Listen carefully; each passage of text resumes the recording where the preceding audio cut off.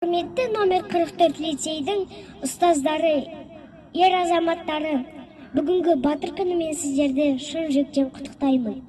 Сіздер біз үшін әркез батырсыздар.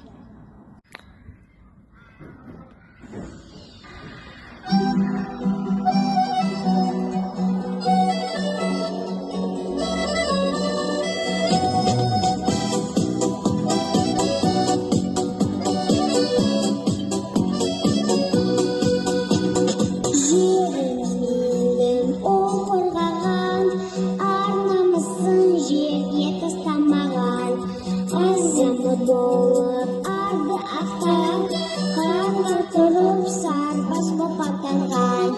Алғыс айтамыз ерлерімізге, күллі өмірмен бейбітшілікке.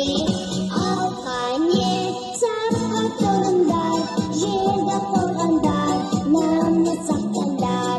Халықтың мақтанышы боп, қазақ жердің ардақты батыры сен бол.